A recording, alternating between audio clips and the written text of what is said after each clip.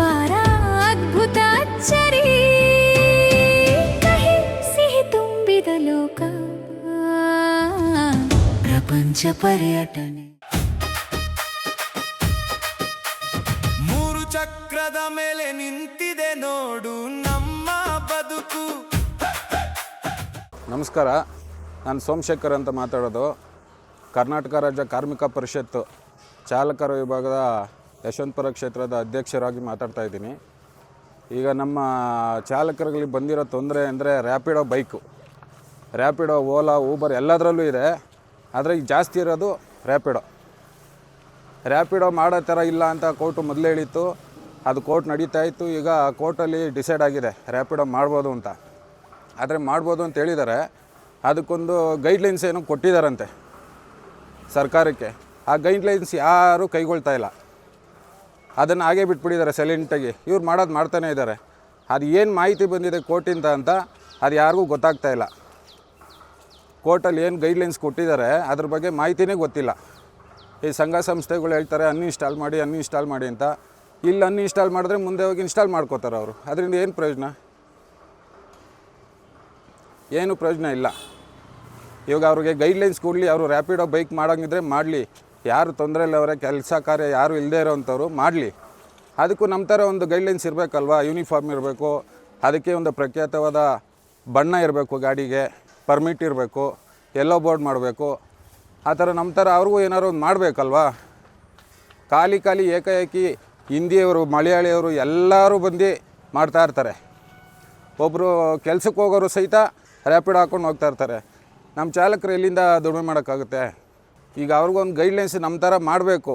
ಆ ಥರ ಮಾಡ್ತು ಅಂದರೆ ಯಾರು ಕಷ್ಟದಲ್ಲಿರ್ತಾರೆ, ಯಾರು ಡ್ಯೂಟಿ ಮಾಡಬೇಕು ಅಂತ ಇರ್ತಾರೆ ಅವ್ರು ಮಾತ್ರ ಡ್ಯೂಟಿ ಮಾಡ್ತಾರೆ. ಪ್ರತಿಯೊಬ್ಬರು ಮಾಡೋಕ್ಕಾಗೋದಿಲ್ಲ. ನಾವೇನು ಅವ್ರು ಮಾಡಬೇಡಿ ಅಂತ ಹೇಳಿದ್ರೆ ಅವ್ರಿಗೂ ಹೊಟ್ಟೆಪಾಡು ಇರುತ್ತೆ, ಜೀವನ ಇರುತ್ತೆ, ಮಕ್ಕಳು ಮರಿ ಇರ್ತದೆ. ಮಾಡಲಿ. ಅವ್ರಿಗೊಂದು ಗೈಡ್ಲೈನ್ಸ್ ಇರಬೇಕು. ಇಲ್ವಾ ನಮಗೂ ಅದೇ ಥರ ಬಿಟ್ಕೊಟ್ಬಿಡ್ಲಿ. ಯಾವುದನ್ನ ಬಣ್ಣ ಇರಲಿ, ಯೂನಿಫಾರ್ಮ್ ಬೇಡ, ಮೀಟ್ರ್ ಬೇಡ, ಎಂಥದ್ದು ಬೇಡ, ಎಲ್ಲಿ ಬೇಕಾದ್ರೂ ಹೋಗ್ಬೋದು ನಾವು. ನಮಗೂ ಅದೇ ಥರ ಮಾಡಿಕೊಟ್ಬಿಡ್ಲಿ. ಹಗಲು ಇರಳು ಸಾಗುತ್ತಿದೆ ಸಂಸಾರ ತೇರು.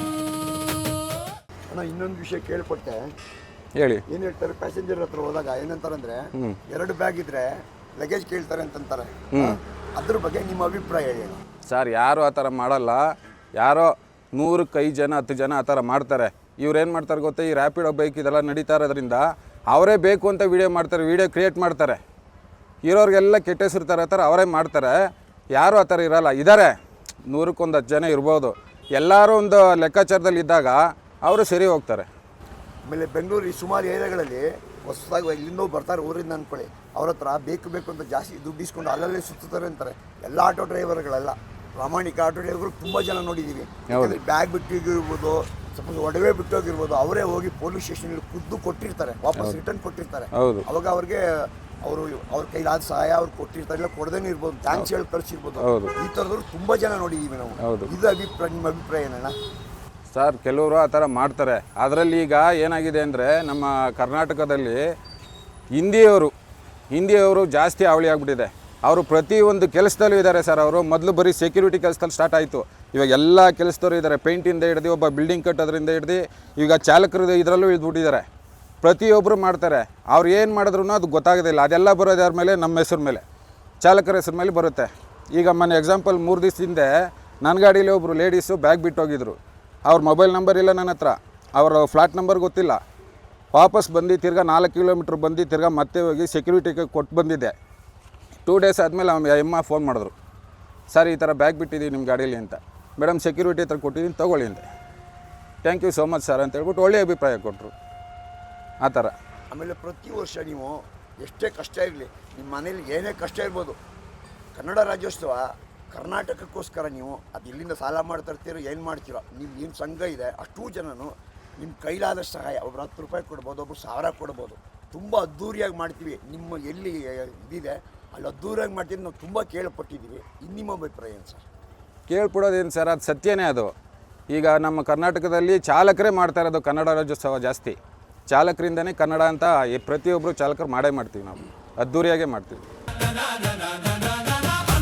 ಪರಿಶ್ರಮದ ಜೀವನ, ತಾಯಿಯ ಅಚಲ ಪ್ರೀತಿ, ಇವುಗಳೇ ಬದುಕಿನ ನಿಜವಾದ ಶ್ರೀಮಂತ.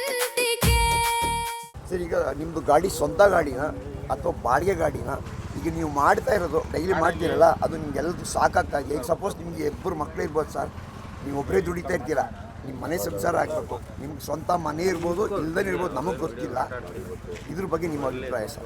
ಸರ್ ಈಗ ಆಗ್ತಾ ಇಲ್ಲ ಸರ್, ತುಂಬ ತೊಂದರೆ ಆಗ್ತಾಯಿದೆ. ಈಗ ಗೊತ್ತಾಯ್ತಾ, ಒಂದು 600 ರೂಪಾಯಿ 800 ರೂಪಾಯಿ ಸಂಪಾದನೆ ಮಾಡೋಕ್ಕಾಗ್ತಾಯಿಲ್ಲ ಈಗಿನ ಕಾಲದಲ್ಲಿ. ಸ್ವಂತ ಗಾಡಿನೇ, ಗಾಡಿ ಸ್ವಂತ ತೊಗೊಂಡು ನಮ್ಗೆ ಲೋನ್ ಕಟ್ಟೋಕ್ಕಾಗ್ತಾಯಿಲ್ಲ. ಗಾಡಿ ತೊಗೊಂಡು ಒಂದು 3-4 ತಿಂಗಳಿಗೆ ಗಾಡಿ ಸೀಜ್ ಆಗುತ್ತೆ, ಲೋನ್ ಕಟ್ಟೋಕ್ಕಾಗಲ್ಲ, ಗಾಡಿ ಸೀಜ್ ಆಗುತ್ತೆ. ಸಾಲಕ್ಕೆ ತಗಲಾಕೊಂಡು ತುಂಬ ಸಮಸ್ಯೆ ಅನುಭವಿಸ್ತಾ ಇದ್ವಿ. ನಮ್ಮ ಚಾಲಕರಲ್ಲಿ 90% ಇದೇ ಪ್ರಾಬ್ಲಮ್ ಇರೋದು ಎಲ್ಲರಿಗೂ. ದುಡ್ಡಿರೋ ಅಂಥವ್ರು ಯಾರೂ ಇಲ್ಲ ಸರ್, ಎಲ್ಲ ಬಡವರೇನೆ. ಸಾಲ ಸೋಲ ಮಾಡಿ ಗಾಡಿಗಳಾಗ್ತಾರೆ. ಈಗಿರೋ ಪರಿಸ್ಥಿತಿಲಿ ಈ ಬೈಕ್ಗಳ ಹಾವಳಿಯಿಂದ ಯಾರೂ ಜೀವನ ಮಾಡೋಕ್ಕಾಗ್ತಾಯಿಲ್ಲ, ತುಂಬ ತೊಂದರೆ ಆಗ್ತಾಯಿದೆ. ಈಗ ನಾವು BJP, ಕಾಂಗ್ರೆಸ್ಸು, JDS ಅಂತ ಮಾತಾಡ್ತಾ ಇಲ್ಲ. ಈಗ ಯಾವುದೇ ಗೌರ್ಮೆಂಟ್ ಬರಲಿ ನಿಮ್ಮಗಳಿಗೆ ಆಗಬೇಕಾದ ಅನುಕೂಲ ಏನೇನು ಸರ್? ಈಗ ಲಾಸ್ಟ್ ಟೈಮೇನೆ ಸಾರಿಗೆ ಸಚಿವರು ಒಂದು ಸಲ ಇದು ಕೊಟ್ಟಿದ್ದರು, ಭರವಸೆ ಕೊಟ್ಟಿದ್ದರು. ಈ ಓಲಾ ಊಬರ್ ಎಲ್ಲ ಬ್ಯಾನ್ ಮಾಡಿಬಿಟ್ರೆ ನಾವು ಸರ್ಕಾರದಿಂದನೇ ಒಂದು ಆಪ್ ರಚನೆ ಮಾಡಿಕೊಡ್ತಾ ಇದ್ದೀವಿ, ರೆಡಿ ಹಂತದಲ್ಲಿದೆ, ಅದು ಮಾಡ್ತೀವಿ ಅಂತ. ಈಗ ಅದ್ರ ಬಗ್ಗೆ ಯಾರೂ ಮಾತಾಡಲ್ಲ ಸರ್, ಅದ್ರ ಬಗ್ಗೆ ಉಸಿರೇ ಇಲ್ಲ. ಈಗ ಎಲ್ಲೋ ಒಂದು ಕಡೆ ರೈಲ್ವೆ ಸ್ಟೇಷನ್ ಅಲ್ಲಿ ಇಲ್ಲ 1 ರೂಪಾಯಿ ಮಾಡಿದ್ರು, ಫಸ್ಟಿಗೆ 2 ರೂಪಾಯಿ ಮಾಡಿ ಏನೋ ಒಂದು ಅದೊಂದು ಓಡ್ತಾ ಇದೆ. ಈಗ ಬಸ್ ಸ್ಟ್ಯಾಂಡ್ ಹತ್ರ ಇರುತ್ತೆ, ರೈಲ್ವೆ ಸ್ಟೇಷನ್ ಇಲ್ಲ, ಮೈಸೂರನ್ನ ನೋಡಿದ್ದೀನಿ. ಇದ್ರ ನಿಮ್ಮ ಅಭಿಪ್ರಾಯ ಏನೇನು? ಯಾರು ಅದನ್ನು ಯೂಸ್ ಮಾಡ್ಕೊಳ್ಳಲ್ಲ ಸರ್, ಅದು ವೇಸ್ಟ್, ಅದು ಮಾಡಿದ್ರು ಅದು ವೇಸ್ಟ್. ಅದು ಈಗ ಯಾಕೆ ಅಂದರೆ ಬುಕ್ಕಿಂಗ್ ಮಾಡಿದ್ರೆ ಅವ್ರ ಮನೆ ಬಾಗಿಲಿಗೆ ಹೋಗುತ್ತೆ, ಗಾಡಿ ಮನೆ ಬಾಗಿಲಿಗೆ ಹೋಗುತ್ತೆ. ಹಾಗಾಗಿ ಯಾರು ಅದನ್ನು ಯೂಸ್ ಮಾಡ್ಕೊಳ್ಳಲ್ಲ. ಈಗ ನಾವು ಮೀಟ್ರ್ ಹಾಕ್ಬಿಟ್ಟು ಗಾಡಿ ಓಡಿಸ್ತೀವಿ ಅಂದ್ರೂ ಅದು ಆಗದೇ ಇರೋ ಕೆಲಸ ಸರ್. ಯಾರೂ ಬರೋಲ್ಲ, ಅವ್ರ ಮನೆ ಬಾಗಿಲಿಗೆ ಗಾಡಿ ಹೋಗ್ಬೇಕಾದ್ರೆ ಯಾರು ಬಂದು ರೋಡಿಗೆ ಬಂದು ಕೈ ಅಡ್ಡಾಕಿ ಮೀಟ್ರ್ ಹಾಕ್ಕೊಂಡು ಬರ್ತಾರೆ ಹೇಳಿ? ಯಾರೂ ಬರೋಲ್ಲ. ನಾನು ಕೇಳ್ಪಟ್ಟೆ ಎಷ್ಟೋ ಕಡೆ ಕಲ್ಲು ಹೆಂಗಿರುತ್ತೆ ಅಂದರೆ ಹೋಗೋಕ್ಕೆ ಆಗಲ್ಲ. 1 ಕಿಲೋಮೀಟ್ರ್ 1.5 ಕಿಲೋಮೀಟರ್ ಒಳಗಡೆ ಹೋಗ್ಬೇಕಾಗಿ ಬರುತ್ತೆ. ಆ ರೋಡಲ್ಲಿ ನಿಜ ನೋಡಿದ್ರೆ ನಾವು ಹೋಗೋದಿಲ್ಲ, ನಮ್ಮ ಮಕ್ಕಳು ಸುತ್ತ ನಾವು ಕರ್ಕೊಂಡು ಹೋಗಿ ಅಂಥ ಕಡೆ ಎಲ್ಲ ಬುಕ್ಕಿಂಗ್ ಇರ್ತದೆ. ಹೌದು, ಆದರೂ ಹೋಗ್ತೀರಾ ನೀವು, ನಿಮಗೆ ಆ ಗಾಡಿಗೆ ಟೈರ್ ಹಾಳಾಗ್ಬೋದು, ಏನು ಬೇಕಾದ್ರೂ ಆಗ್ಬೋದು ನೀವು, ಅಲ್ವಾ?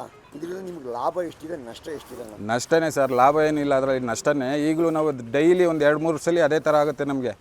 2-3 ಸಲ ಅದೇ ಥರ ಆಗುತ್ತೆ ನಮಗೆ. ಬುಕ್ಕಿಂಗ್ ಮಾಡ್ತಾರೆ, 1.5 ಕಿಲೋಮೀಟ್ರ್ 2 ಕಿಲೋಮೀಟ್ರ್ ಇರುತ್ತೆ ಪಿಕಪ್ ಪಾಯಿಂಟು. ಕಲ್ಲಿರಲಿ ಏನೇ ಇರಲಿ, ರೋಡ್ ಇಲ್ಲಿ ಹೆಂಗನೇ ಇರಲಿ, ನಾವು ಹೋಗ್ತೀವಿ. ಹೋಗೋಷ್ಟೊತ್ತಿಗೆ ಏನು ಮಾಡ್ತಾರೆ ಗೊತ್ತಾ, ಅವರು ಎಲ್ಲ ಆಪಲ್ಲೂ ಬುಕ್ ಮಾಡಿರ್ತಾರೆ, 2 ಆಪು 3 ಆಪಲ್ಲಿ ಬುಕ್ ಮಾಡಿರ್ತಾರೆ. ಯಾವ ಗಾಡಿ ಫಸ್ಟ್ ಬರುತ್ತೋ ಆ ಗಾಡಿ ಕೂತ್ಕೊಂಡು ಹೊರಟೋಗ್ತಾರೆ. ನಾವು ಹೋಗೋದು, ಖಾಲಿ ಹೋಗೋದು, ಕಾಯೋದು, ವಾಪಸ್ ಬರೋದು. ಅವ್ರ ಹತ್ರ ಏನಾದ್ರು ಮಾತಾಡೋಕೆ ಹೋಯ್ತು ಅಂದರೆ ಚಾಲಕರು ಸರಿ ಇಲ್ಲ, ಗಲಾಟೆ ಮಾಡ್ತಾರೆ, ರೋಡಿಸಮ್ ಮಾಡ್ತಾರೆ, ಕೆಟ್ಟ ಹೆಸರು.